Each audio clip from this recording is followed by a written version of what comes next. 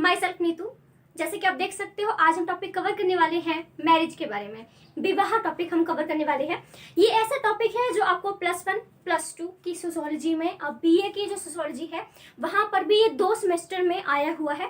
एक मुझे ढंग से याद नहीं है, लेकिन ये 4th सेमेस्टर में आया हुआ है, और एक और सेमेस्टर मेरे ख्याल से 2nd सेमेस्टर है या कोई और सेमेस्टर है जिसमें आपको मैरिज के बारे में भी काफ़ी कुछ जो है बताया गया है। तो सोशियोलॉजी का मतलब क्या होता है? सोशियोलॉजी का मतलब यही है कि सोसाइटी के बारे में आप कितना जान सकते हो, क्योंकि सोशियोलॉजी एक ऐसा बहुत ही मैं तो हमेशा ये रेकमेंड करती हूँ कि आप कोई भी सब्जेक्ट कॉम्बिनेशन की बात आती है तो जहाँ पर सोशियोलॉजी सब्जेक्ट आपको मिल जाता है वो जरूर उठा लीजिए, क्योंकि इतना सिंपल टॉपिक आपको मुझे नहीं लगता कहीं और मिलने वाला है। क्योंकि आप पॉलिटिकल, ज्योग्राफी, मैथ जो भी आप टॉपिक ले लेते हो बहुत ही डिफिकल्ट चैप्टर है, बहुत ही डिफिकल्ट सब्जेक्ट होते हैं, क्योंकि इनसे रिलेटेड चीज़ें भी बहुत ही मुश्किल से इनका मटेरियल मिलता है। लेकिन सोशियोलॉजी एक ऐसा टॉपिक होता है जिसका मटेरियल हमारे माइंड से मिलता है, हमारे इन्वायरमेंट से मिलता है, हमारी फैमिली से मिलता है, हमारे पड़ोसियों से मिलता है, हमारे फ्रेंड्स से मिलता है, हमारे दादा दादी से मिलता है। यानी कि जो लोग हमारे आसपास रह रहे हैं, जिन लोगों के बीच हम रह रहे हैं, वो हमें सोशियोलॉजी का मटेरियल देते हैं। बुक्स मटेरियल में सच कहूँ तो बुक से हम सोशियोलॉजी पढ़ेंगे तो हमें कोई खास जानकारी नहीं मिलेगी। अपने आसपास के लोगों से आप सोशियोलॉजी के बारे में सीखोगे तो बहुत कुछ जानकारी आपको मिलेगी। मैं आज हम बात करने वाले क्या है, मैं आज मैरिज के बारे में बात कर रही हूँ, विवाह के बारे में बात कर रही हूँ। तो आपने अपने घर में देखा होगा विवाह कैसे होता है। अगर आप हिंदू परिवार से बिलोंग करते हैं, ठीक है, तो आपने देखो शादी कैसे होती है। सबसे पहले लड़के लड़की की उम्र तो ऑफकोर्स हमें देखनी पड़ती है कि लड़की की जो एज है वो 18 होनी चाहिए और लड़की की जो उम्र है वो 21 होनी चाहिए। चलो ये तो हमारी सरकार ने भी डिसाइड किया हुआ है। वैसे क्या होता है, सबसे पहले आप क्या करते हो, अपने पड़ोसियों से या अपने रिश्तेदारों से बोलते हो कि कोई लड़का है, लड़की है आपकी नज़र में, तो आप हमें बताइए। बोलते हैं ना, बोलते हैं। दूसरी बात क्या करते हैं, कुंडलियां मिलाते हैं, पंडित जी को बुलाते हैं, दोनों को कुंडलियां मिलाते हैं, लड़का लड़की को देखने जाते हैं, फलाना ढमकाना, ये सब चीजें होती हैं। तीसरी चीज पे क्या होता है, हमारे मंगनी होती है, यानी कि एंगेजमेंट होती है, अंगूठी जो है वो एक्सचेंज की जाती है, होता है ना, होता है। फिर क्या होते हैं, फिर शादी के कार्ड जो है वो छपने शुरू हो जाते हैं। उसके बाद आप हल्दी वगैरह होती है, मेहंदी वगैरह होती है, फिर शादी होती है। और शादी वाले दिन भी क्या क्या चीजें होती है, मंडप में बैठना होता है, 7 फेरे लेने होते हैं, वचन लेने होते हैं, फलाना ढमकाना। शादी के बाद क्या होती है, हमको नई फैमिली मिलती है, हमको देवर मिलेंगे, सास ससुर मिलेंगे, हमको एक हस्बैंड मिलता है, फिर हमारे बच्चे होंगे। तो ये सब चीजें क्या है, ये हमने अपने आसपास अपने घर में भी तो देखा है। आप छोटे हैं, आपके किसी बड़े भाई बहन की शादी हुई होगी, तो आप अगर नहीं भी आए तो आपने पड़ोसियों की शादी देखी होगी। ऐसा तो है नहीं कि जिंदगी में कभी आप शादी में गए ही नहीं हो, ठीक है। तो यानी जो मैरिज है वो आप देख सकते हो आराम से अपने आसपास के एनवायरनमेंट से। आपको मैरिज के बारे में कितना कुछ पता है। जो मैंने अभी आपको चीजें बोली हैं वो आपने ऑफ कोर्स कहोगे कि हाँ जी मैडम आप ठीक कह रहे हो, क्योंकि मैंने वही चीजें बोली हैं जो आप जी चुके हो, आपने देखा है, आपने एक्सपीरियंस किया हुआ है कि नहीं, सच है ना। देखिए, तो मैरिज के बारे में सबसे पहले सोशियोलॉजी सब्जेक्ट के बारे में यही चीज कहना चाहूंगी कि हमारे आसपास का जो इन्वायरमेंट होता है, हम लोग होते हैं, हमारी फैमिली फ्रेंड्स जो भी स्कूल वगैरह होते हैं, वो हमें सोशियोलॉजी के बारे में जानकारी देते हैं। बुक आपको जानकारी नहीं देगी, वहां तो सिर्फ लिखा हुआ होता है। जितना आप आसपास की जो चीजें हैं उनको देख पाते हो, एक्सपीरियंस कर पाते हो, तो बहुत ही बेटर रहता है। फिर भी आज हम टॉपिक करने वाले हैं मैरिज के बारे में, ठीक है। ऐसा तो है नहीं, वैसे सच कहूँ कि कोई भी ऐसा बच्चा नहीं है जो जंगल में रहता है उसको मैरिज के बारे में पता ना हो, सोसाइटी के बारे में पता ना हो। सब लोग सोसाइटी में बचपन से रह रहे हैं और सबने ये सब चीजें देखी भी होंगी। तो सबसे पहले मैं मैरिज के बारे में थोड़ा डिस्कस कर दूं। जैसे कि मैंने आपको पहले बहुत कुछ बता चुकी हूँ, फिर भी थोड़ा सा बात करूँ तो क्या है कि विवाह एक ऐसा संबंध होता है जो समाज के द्वारा स्वीकृत होता है, ठीक है। यानी कि आदमी और औरत के बीच में जो रिश्ता बनता है समाज उसको स्वीकार करता है, ठीक है।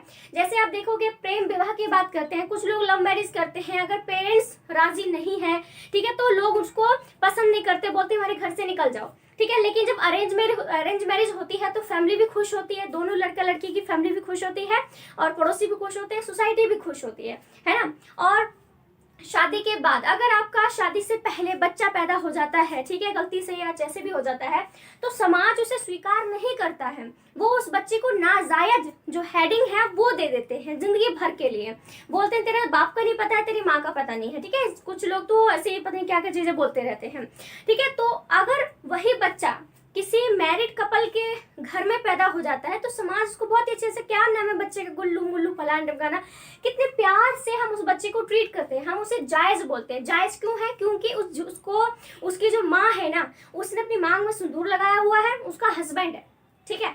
क्योंकि बिना मैरिज के आप शादी करके बच्चा पैदा कर लेते हो तो समाज उस बच्चे को स्वीकार नहीं करता है। तो ये मैरिज का ही एक बहुत बड़ा फैक्ट है कि अगर आपको बच्चा पैदा करना है, देखो एक चीज और मैं यहाँ पे क्लियर कर दूं, ये कल्चर डिफरेंट हो सकता है, कल्चर टू कल्चर डिफरेंट हो सकता है, क्योंकि आप अमेरिका का कल्चर देखोगे तो वहां पर क्या करते हैं, शादी से पहले बहुत सारे बच्चे पैदा कर लेते हैं, फिर जाके उनको लगता है कि हाँ हम लोग शादी कर लेते हैं तो वो शादी करते हैं। इंडिया का कल्चर ऐसा बिल्कुल भी नहीं है। आप जानते हो इंडिया में रह रहे हो तो आपको पता है इंडिया में क्या माना जाता है, शादी के बाद ही आप बच्चा पैदा करोगे, शादी से पहले आप बच्चा पैदा नहीं करोगे।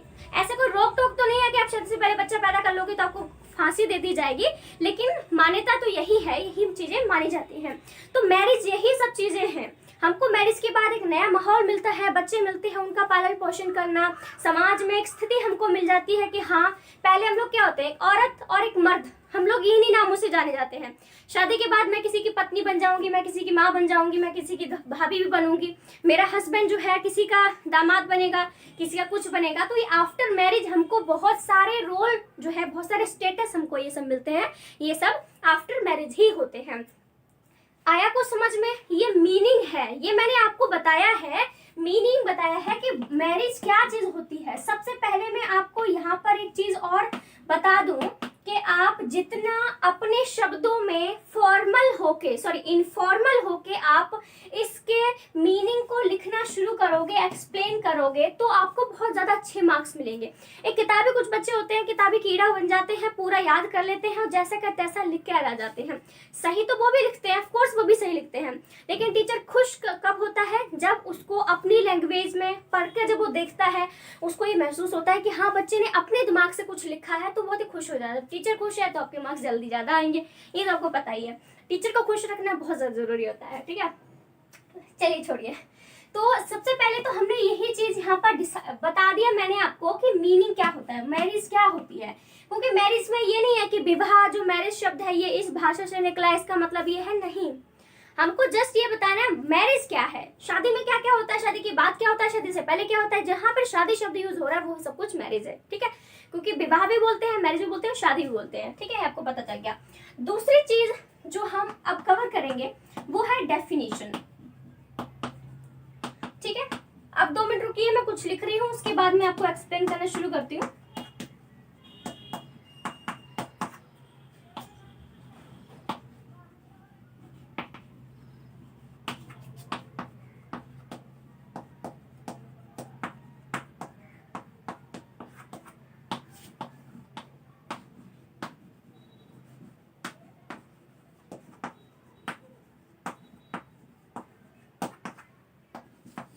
और लास्ट में कंक्लूजन। अब ये ध्यान से जरूर सुनना, लिखा हुआ आप देख रहे होगे कि हाँ ये सब चीजें हैं, इसके अंदर मैं आपको चीजें बताती हूँ। सबसे पहली बात जो आपके लिए जरूरी है जानना, मेरे चैनल पर +1 +2 और बीए की जितनी भी सोशियोलॉजी है हिंदी मीडियम में आपको मेरे चैनल पर मिल जाएगी। पॉलिटिकल साइंस, बीए की जितनी भी पॉलिटिकल साइंस है, ठीक है, वो आपको मेरे चैनल पर मिल जाएगी। हिंदी व्याकरण यानी हिंदी ग्रामर भी आपको मेरे चैनल पर मिल जाएगा। एमसीक्यू क्वेश्चंस, आप किसी भी कॉम्पिटेटिव एग्जाम की तैयारी कर रहे हो, ठीक है, टीचिंग एप्टीट्यूड है, रीजनिंग है, जनरल नॉलेज है, हिंदी व्याकरण है, जो भी चीजें हैं, यानी ये 4 चीजें हैं, 4 सब्जेक्ट हैं, 4 टॉपिक हैं जो आपको मेरे ही चैनल पर मिल जाएंगे, ठीक है। तो ये मेरा आपको बताना फर्ज बनता था। अब मैं यहाँ पर चीज बता दूं कि जब भी आप एक क्वेश्चन अटेम्प्ट करते हो तो आपको ये सारी चीजें उसमें होनी चाहिए। या जैसे कि जो हम विवाह की बात करते हैं, मैरिज जो टॉपिक है इसकी बात कर रहे हैं, तो इसमें मैं आपको बताऊंगी सबसे पहले मीनिंग, दूसरे नंबर पर हम डेफिनेशन करेंगे, तीसरे नंबर पर मैं आपको विशेषताएं बताऊंगी कि जो मैरिज है उसके कौन कौन से फीचर्स होते हैं, और फिर मैं आपको बताऊंगी पर्पस, ठीक है, यानी कि मैरिज के उद्देश्य क्या होते हैं, मैरिज क्यों जरूरी है, आप इस तरह से भी ले सकते हो, और लास्ट है अपना कंक्लूजन, ठीक है। अब एक बात बताऊं, डेफिनेशन से जुड़ी बात यह है कि आप जब पेपर में लिखते हो तो आप कभी भी सिर्फ एक डेफिनेशन मत लिख के आइएगा, आप वहां पर 2 डेफिनेशन लिखना, ठीक है, 2 डेफिनेशन लिखना, क्योंकि उधर आपको 2 डेफिनेशन लिख के आओगे तो आपको 2 मार्क्स मिलेंगे। ऐसा भी आप कर सकते हो कि आप 3, 4, 5, 6, 7, 8 जितनी भी डेफिनेशन आपको आती है लिख सकते हो, लेकिन हमें उतने डेफिनेशन की लिखने की जरूरत नहीं है, ठीक है। आपको एक डेफिनेशन नए लिख के आनी है, 2 डेफिनेशन लिख के आनी है, 2 मार्क्स मिलेंगे। फीचर्स में आपको जितने पॉइंट आते हैं वो आप लिखोगे, पर्पस में जितने पॉइंट आपको आते हैं आप लिखोगे। रही बात कंक्लूजन की, तो रही बात कंक्लूजन में क्या है कि कंक्लूजन पूरे 2 मार्क्स का होता है। बच्चे कतई इंपॉर्टेंस ही नहीं देते हैं। अगर आप बीए में, आप क्वेश्चन बीए में कर रहे हो तो 18 मार्क्स का आता है, ये तो आपको अच्छे से पता है ना। 18 मार्क्स का जो है, कोई भी सब्जेक्ट हो 18 मार्क्स का नंबर आता है, तो वहां पर कंक्लूजन ही हमारा 2 नंबर का हो जाता है। और आप क्या करते हो, कंक्लूजन को छोड़ के आ जाते हो, इग्नोर ही करके आ जाते हो, तो आपको क्या मिलेंगे, 16 नंबर में से आपकी मार्किंग की जाएगी, क्योंकि 2 नंबर तो आप ऑलरेडी छोड़ के आ चुके हो। तो 16 नंबर में से जो टीचर का मन करेगा, कहीं आपके 12-13 नंबर, 18 में से यही नंबर आएंगे। ठीक है, अगर कंक्लूजन भूलकर नहीं आते हो, ठीक है, तो आपको 2 नंबर तो पक्का ही है। और कंक्लूजन में आपको कम से कम की बात करूँ ना, तो 2 से 3 लाइनें कंक्लूजन की लिख के आ जाओगे, तब भी आपको 2 नंबर मिलेंगे ही मिलेंगे। ठीक है, याद रखना। डेफिनेशन से जुड़ी एक चीज और बता दूं कि बच्चे क्या करते हैं, बड़ी बड़ी लाइनें, यानी कि वो डेफिनेशन याद करते हैं जो कम से कम 3 लाइनों में चली जाती है। लेकिन मैं आपको बता दूं कि डेफिनेशन अगर आधी लाइन में भी खत्म हो जाती है, तब भी आपको पूरा नंबर मिलेगा। ये मत सोचना कि आप जितनी लंबी डेफिनेशन लिखोगे उतने ज्यादा आपको नंबर मिलने के चांसेस है, ऐसा कुछ नहीं है। छोटी डेफिनेशन है, बड़ी डेफिनेशन है, कुछ कुछ तो डेफिनेशन ऐसी होती हैं, जैसे ये हमारी कुछ लाइनें चली है कॉपी की, और कुछ डेफिनेशन ऐसी होती है जो बीच में ही खत्म हो जाती है, वो पूरी लाइन भी नहीं कंप्लीट करती है, फिर भी आपको उसके पूरे नंबर ही मिलेंगे। इसलिए मैं सलाह देना चाहूंगी अपने एक्सपीरियंस से कि कृपया आप जितनी छोटी डेफिनेशन है याद कर सकते हो उतना करिए, क्योंकि नंबर आपको पूरे मिलेंगे, चिंता मत कीजिए। ठीक है, तो यहाँ पर ये कुछ चीजें बताना मेरे लिए जरूरी हो गई थी। ठीक है, बहुत जरूरी है ये चीजें, क्योंकि पता क्या होता है कि आपके पास नॉलेज तो बहुत होती है, क्योंकि एक टीचर जब आपको पढ़ाता है, ठीक है, कोई भी टीचर आपको किसी भी सब्जेक्ट को पढ़ाता है, तो सभी बच्चों को एक जैसा ही पढ़ाता है, एक ही बुक से पढ़ाता है, ये तो आपने नोटिस किया भी होगा। लेकिन उनमें से बहुत सारे ऐसे बच्चे होते हैं जो फर्स्ट आते हैं, कुछ बच्चे फेल हो जाते हैं, या कुछ के बहुत नंबर कम आते हैं। तो इसकी वजह यही है कि अगर आप अपनी नॉलेज के साथ में पेपर को लिखने का एक तरीका भी ऐड कर लोगे, तो आपके नंबर मिलने के चांसेस बहुत ज्यादा ही हो जाते हैं। समझ रहे हो ना मैं क्या कह रही हूँ। ये जो भी चीजें हैं, मैं बीए कंप्लीट कर चुकी हूँ, तो मैं बीए में जितनी भी चीजें मैंने एक्सपीरियंस की है, इन सब चीजों से रिलेटेड तो मैं आपको बताना मेरा फर्ज बनता है, ताकि और आपके साथ वो चीजें ना हो जो मेरे साथ हुई थी। जब मैं फर्स्ट टाइम मैंने फर्स्ट सेमेस्टर के पेपर दिए थे ना, तो पॉलिटिकल में, चलो मैं बता देती हूँ, एमएसटी होते हैं पॉलिटिकल में। ठीक है, एमएसटी होते हैं हमारे पॉलिटिकल में, एमएसटी हुआ था, मिड सेमेस्टर टेस्ट बोलते हैं। ठीक है, तो 50 नंबर का हुआ था, वहां मुझे 50 में से, ठीक है, 19 नंबर दिए गए थे। 50 में से सिर्फ और सिर्फ 19 नंबर मेरे फर्स्ट सेमेस्टर में आए थे। मैं सर के पास गई, मैं कहा सर पॉलिटिकल में, मेरा पॉलिटिकल में बहुत ही अच्छा हाथ है, ये जो 4 टॉपिक है ना मेरे बहुत अच्छे हैं। तो मैं प्लस 2 की बात करूं तो मेरे ख्याल से 89 आए थे। प्लस 2 में जो पॉलिटिकल में नंबर आए थे ना मेरे, तो वो 89 आए थे। अब अचानक से मेरे फर्स्ट सेमेस्टर में कॉलेज में आने के बाद 19 नंबर मिले। तो मैं सर के पास गई, मैं कहा सर मेरे इतने नंबर कम क्यों भाई, कि आपने मुझे ढंग से पास भी नहीं करके रखा है। तो सर ने मुझे बहुत सारी गलतियां बताई, कुछ चलो मैं गलती ही मान लूंगी, अब क्या कर सकती हूँ, कि बहुत सारी चीजें उन्होंने बताया मुझे कि ऐसा करो वैसा करो, अब तुम बड़े क्लास में आ चुके हो, तुमको ऐसे ऐसे तुम्हारे मार्क्स डिवाइड होते हैं और तुमको ऐसे पेपर करना चाहिए। ठीक है, तो ये जो मैंने अभी आपको बताया था ना कि ये सब चीजें आपको ऐड करनी है जो से पहले लिखी थी, वो सब चीजें आप अगर आप सीख जाते हो तो आपके नंबर ये नहीं आएंगे जो मुझे फर्स्ट एक्सपीरियंस करने को मिला, जिसकी वजह से मेरे जो टोटल मार्क्स थे उसमें बहुत ज्यादा नुकसान हुआ था मेरा। तो अब ध्यान में रखिएगा, मेरे पर्सनल एक्सपीरियंस से अगर आपको कुछ फायदा होता है तो उसमें कोई बुरी बात नहीं है। ठीक है, अब दूसरी चीज हम यहाँ पर हैंडल करेंगे, वो होगी हमारी डेफिनेशन होगी। डेफिनेशन आप यहाँ पर आराम से लिखी हुई देख सकते हैं, 2 डेफिनेशन मैंने यहाँ पर लिखी है। ठीक है, कोई डिजिटल बोर्ड नहीं है मेरे पास, इसलिए मैं स्किप कर देती। अगर डिजिटल बोर्ड होता तो सोचा मैंने इस तरह से काम कर दूं। तो जो हमारे मैलिनोवस्की है, उन्होंने कहा है कि विवाह वह संस्था होती है जिसमें बच्चों की पैदाइश वो देखभाल होती है। सिंपल सी बात है कि विवाह एक ऐसी संस्था होती है जिसमें बच्चों को पैदा किया जाता है, उनकी देखभाल की जाती है, तो आपको पता ही है। होइवेल ने कहा है विवाह के नियम व तौर तरीके होते हैं। आपको पता है शादी करने के कुछ नियम होते हैं, लड़का ऐसा होना चाहिए, लड़की ऐसी होनी चाहिए, इतना दहेज लेंगे, इतना फलाना ढिमका लेंगे। वैसे दहेज को तो आजकल मना कर दिया गया है, लेकिन ऐसा नहीं पूरी तरह से खत्म हो गया है। तो कहने का मतलब है विवाह के कुछ नियम होते हैं कि ऐसे शादी करनी है, वैसे शादी करनी है।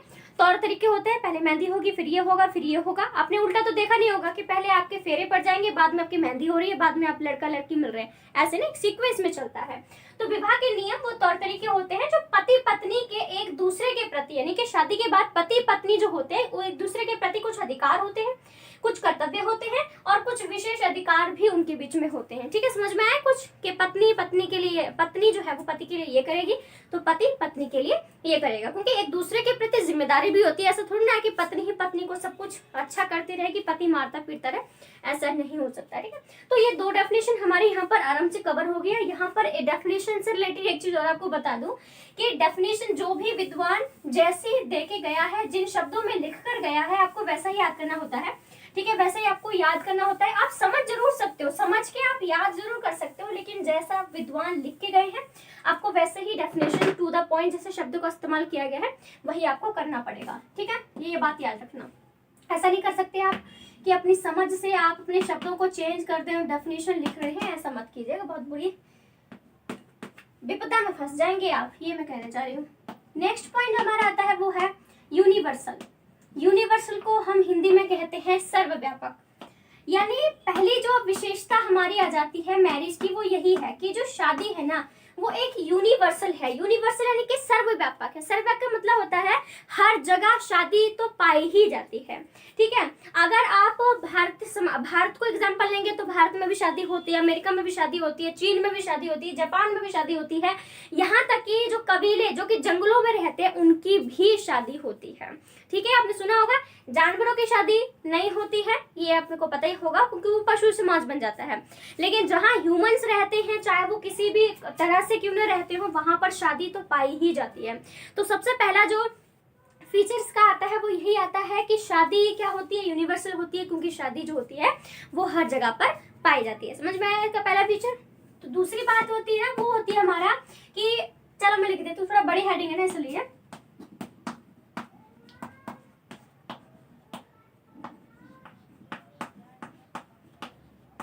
आदमी व औरत के लैंगिक संबंधों को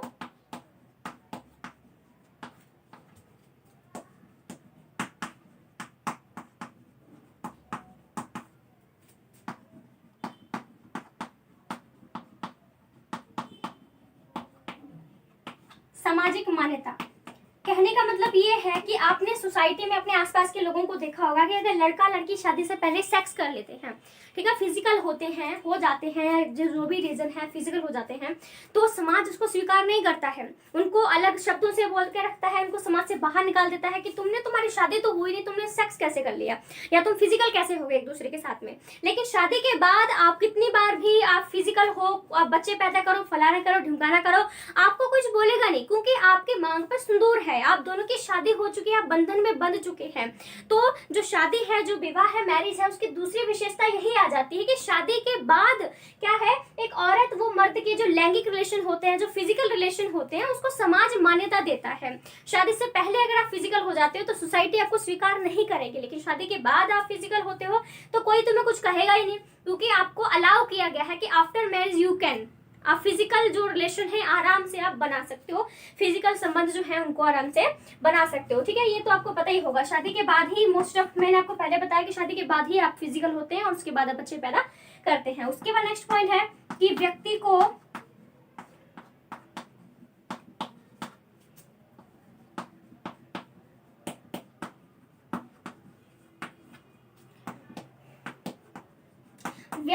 सामाजिक स्थिति प्राप्त होती है। ठीक है, आगे लिख लीजिएगा, व्यक्ति को सामाजिक स्थिति प्राप्त होती है। ये आपको पता है, मैंने आपको पहले बताया कि जब हमारी शादी नहीं होती है तो हम लड़का लड़की नौजवान कहलाते हैं। ठीक है, आदमी और मर्द या औरत जो है इस तरह के शब्दों का इस्तेमाल हमारे लिए किया जाता है। ठीक है, आपको पता है।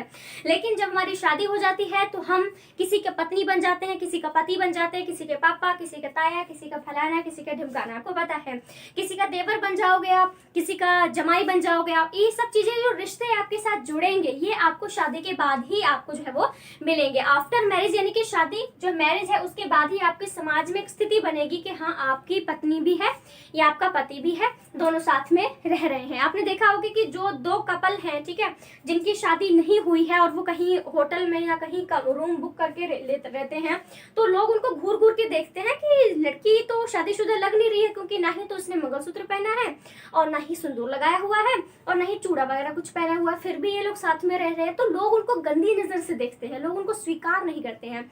आपने एक फिल्म देखी होगी, कृति सेनन और कार्तिक है उनका नाम है, मुझे फिल्म का नाम फिलहाल याद नहीं आ रहा, जिसमें वो लिविंग रिलेशनशिप के लिए रहने के लिए जाते हैं, तो वहां पर भी लोग उनको घूर घूर के देखते हैं। तो वो क्या करते हैं, झूठ मूठ का मैरिज दिखाने की कोशिश करते हैं, क्योंकि उनको पता है कि अगर मैरिज में सिंदूर लगा के घूमूंगी, मंगलसूत्र पहन लूंगी, तो लोग मुझे नहीं कहेंगे, ये सोचेंगे तो पति पत्नी है। लेकिन अगर मैं कुंवारी बिल्कुल लड़की के जैसा रह के हम दोनों साथ में रहेंगे, तो लोग अजीब नजरों से देख रहे हैं। तो यही चीज है कि शादी के बाद आपको रिश्ते मिलते हैं, नया नाम मिलता है, नया मुकाम मिलता है, आप माँ बनते हो, ठीक है, उसके बाद आप कुछ और बनते हो। तो ये सब चीजें आप यहाँ पे आराम से देख सकते हैं। उसके बाद आप टाइप की बात करें, ठीक है, टाइप में क्या होता है, देखो टाइप मैरिज की मैं सबसे पहले बात ये बता दूं कि विवाह के जो प्रकार होते हैं वो अलग अलग सोसाइटी के अकॉर्डिंग अलग अलग होते हैं, ठीक है। जैसे मैं आपको पहले बता चुकी हूँ कि अमेरिका में शादी के जो नियम होंगे, जो तौर तरीके होंगे, वो बिल्कुल ही अलग होंगे, ठीक है। वहां पर आपको पता है कि शादी से पहले वो लोग बच्चे पैदा कर लेते हैं और कोई भी उन्हें कुछ नहीं कहता है, ठीक है, शायद, चलिए, तो लिखा है कि उनको कोई भी कुछ भी नहीं कहता है। लेकिन हमारे इंडिया में आप ऐसा नहीं कर सकते हो, शादी के बाद ही बच्चा पैदा कर सकते हो। तो कहने का मतलब ये है कि विवाह के जो टाइप होते हैं वो अलग अलग होते हैं। अब कबायली बोलते हैं, कबीले लोग बोल सकते हैं, उनकी शादी करने के तौर तरीके कुछ और होंगे, ठीक है। हम भारतीयों का कल्चर क्या है, बड़ा सा लहंगा, लाल सुर्ख लहंगा होना चाहिए, ऐसा मानते हैं कि शादीशुदा लड़की जो है वो बड़ा सा लहंगा पहनते हैं, फेरे होते हैं, ये होते हैं, वो होते हैं, जो आपको पहले बता चुकी हूँ। आप अमेरिका की शादी की बात करोगे तो वहां पर लड़की व्हाइट कपड़े पहनती है, बस वो किस वगैरह करते हैं, आई डू जैसा कुछ बोलते हैं, शादी हो जाती है। लेकिन हमारे इंडिया की शादी में कितने महीनों से पहले ही वो चीजें चली होती है, तब जाके कहीं शादी होती है। अब कबीले जो लोग हैं, जो जंगलों में रहते हैं, उनकी शादी करने के तौर तरीके कुछ और होते हैं। वहां पर ये प्रतियोगिता होती है लड़का लड़की में कि दोनों लड़का लड़की आपस में लड़ते हैं, क्योंकि बराबरी उनको सिखाया जाता है। तो जिसने जिसको जीत लिया वो अपनी पसंद का वर चुन सकता है। तो शादी करने के जो टाइप्स होते हैं, जो प्रकार होते हैं, वो अलग अलग ही हम लोग कहें तो अलग अलग ही होते हैं। उसके बाद नेक्स्ट पॉइंट की बात करूं तो धार्मिक,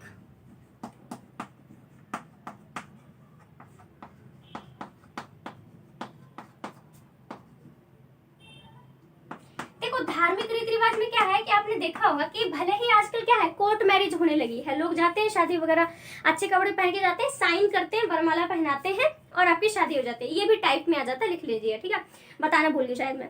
तो अब क्या है, लेकिन ऐसा है कि भले ही आज कोर्ट मैरिज का सीन चल चुका है, बहुत लोग कोर्ट मैरिज में बिना ताम झाम के शादी करके आ जाते हैं, उसमें भी कोई बुराई नहीं है, शादी तो करनी तुम लोगों को। लेकिन फिर भी पूरे इंडिया में हर जगह पर बहुत सारी चीजें ऐसी बची हुई हैं जहां पर लोग अपने पूरे ट्रेडिशनल तरीके से, एक परंपरा जो तरीका है, उसके परंपरागत जो तरीके हैं उसी से ही शादी करना पसंद करते हैं।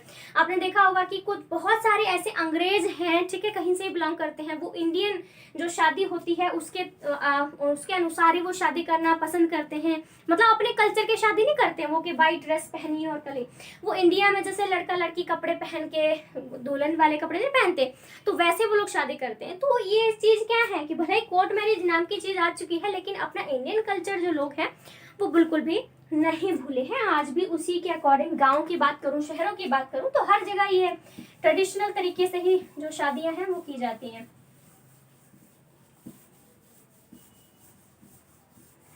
एक बात और मैं आपको कह दूं कि भले ही मेरे पास डिजिटल बोर्ड नहीं है, लेकिन मेरी नॉलेज में कोई कमी नहीं है। बच्चे क्या करते हैं कि बस ये बोर्ड देखा, ये क्या पढ़ाएगी, निकल लेते हैं।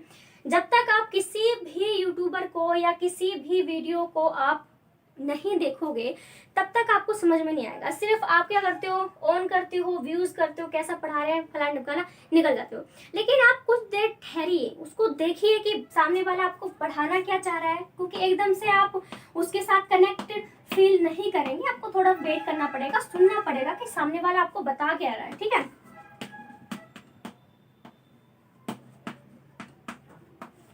उद्देश्य की बात करते हैं कि मैरिज जो है हम लोग क्यों करते हैं। तो पहला पॉइंट क्या आता है, हम लोग फैमिली का, ठीक है, हमारा पहला क्या पर्पज आता है, फैमिली का निर्माण, क्योंकि आपको पता है शादी के बाद ही आप एक फैमिली का निर्माण कर सकते हैं। क्योंकि लड़का लड़की जब शादी करते हैं, ठीक है, तो फिजिकल रिलेशन बनाते हैं, फिर उनके बच्चे होते हैं, फिर उनको माँ पापा इस तरह के शब्दों से बुलाते हैं, ठीक है, तो आपकी क्या बन जाती है, फैमिली बन जाती है। आप पहले क्या थे, इंडिविजुअल थे, अलग अलग रहते थे, लेकिन आपकी शादी हो चुकी है, आपके बच्चे हो चुके हैं, ठीक है, उनकी देखभाल करना, कमाना, उनके लिए सब कुछ अच्छा चीजें करना, उनको अच्छी चीजें प्रोवाइड करना, ये आपकी जिम्मेदारी बन जाती है। तो शादी का पहला जो उद्देश्य क्या है, वो परिवार बनाना है। क्योंकि आपको पता है कि जब तक परिवार नहीं बनेगा तब तक हमारा समाज नहीं बनेगा, ठीक है।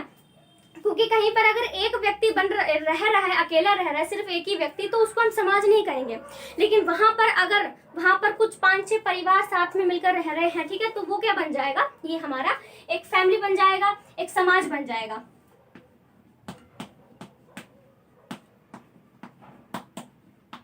यौन संतुष्टि होती है। यौन संतुष्टि, विवाह का एक और जो पर्पज आता है ना, वो यौन संतुष्टि है। यौन संतुष्टि क्या होता है कि हमारे अंदर फिजिकल होने की जो फीलिंग आती है कि हम फिजिकल होते हैं, फिजिकल होना चाहते हैं, तो शादी के बाद आपको जो है वो पूरा परमिट मिल जाएगा। आप जब मर्जी किसी के साथ अपनी वाइफ के साथ, अपने हस्बैंड के साथ फिजिकल हो सकते हो। तो आपके जो एक फिजिकल होने की जो फीलिंग होती है वो शांत हो जाती है, आप संतुष्ट हो जाते हो। क्योंकि आपने देखा होगा कि रेप के कांड बहुत सारे चल रहे हैं, कितने ज्यादा प्रोस्टिट्यूशन जैसे धंधे वगैरह चले हुए हैं, तो वहां पर भी लोग, उनके अंदर फीलिंग आती है तो वो चले जाते हैं। तो शादी सबसे यही लोग कहते हैं कि बेटा आपका जवान हो जाता है तो क्या होता है, आपको पता है जब हम बड़े होते हैं, एडोलसेंस की उम्र में आ जाते हैं हम लोग, ठीक है, तो हमारे अंदर कुछ ऐसे हार्मोन्स, हम लोग बड़े होने लगते हैं, तो हमारी सोच, हमारी फीलिंग सब कुछ चेंज होने लग जाती है। और इसीलिए बड़े होने पर हमारी शादी कर दी जाती है, क्योंकि आप बहकने लग जाते हो, आपकी अलग अलग कुछ उम्मीदें आने लगती हैं, ये आप कुछ भी कह सकते हो। तो शादी के बाद आपकी ये जो करने की आपके अंदर तलब होती है, इच्छा होती है, वो चीज आपको खत्म हो जाती है, मैं सच कहूँ तो। उसके बाद एक और पॉइंट आप कर सकते हो, वो है हमारा समाजीकरण। समाजीकरण को इंग्लिश में हम लोग बोलते हैं सोशलाइजेशन। अब देखो, सोशलाइजेशन जो है आफ्टर मैरिज ही होगा। शादी के बाद आप बच्चों को पैदा करेंगे तो आप बच्चों को सीख भी तो देंगे ना, कि बच्चे आपको ऐसे बात करनी है, आपको ऐसे बात नहीं करनी है, ये आपके दादा हैं, ये ऐसे हैं, ये हमारे रीति रिवाज हैं, आपको ऐसे फॉलो करना है, ऐसे कपड़े पहनने हैं। क्योंकि जब बच्चा पेट में होता है माँ के, तो वो माँ के पेट से कुछ भी सीख कर नहीं आता, ये आपको अच्छे से पता है। जब वो पैदा होता है तब अपनी मम्मी से बहुत कुछ सीखता है, अपनी बहन से, अपने भाई से, अपने पापा से, पड़ोसियों से, अपने जो भी दोस्त, छोटे मोटे दोस्त जिनके साथ वो खेलते हैं, उनसे बहुत कुछ सीखते हैं। तो ये सब चीजें शादी के बाद ही होती हैं कि आपको जो है वो बच्चों का सोशलाइजेशन भी करना होता है, उनको बहुत कुछ सिखाना भी होता है। उसके बाद एक सामाजिक सुरक्षा नाम का भी पॉइंट इसमें आ सकता है, क्योंकि आपका फैमिली बनेगी शादी के बाद, जब आपका परिवार बनेगा तो परिवार में क्या होता है, आप बहुत ही सुरक्षित महसूस करते हैं। कोई आपको मारता पीटता है, कुछ भी कह देता है, तो बोलते हैं यहीं रुक, मैं अपने भाई को बुला के लेके आ रहा हूँ, अपने पापा को बुला के लेके आ रहा हूँ, अपनी मम्मी को बुला के लेके आ रहा हूँ।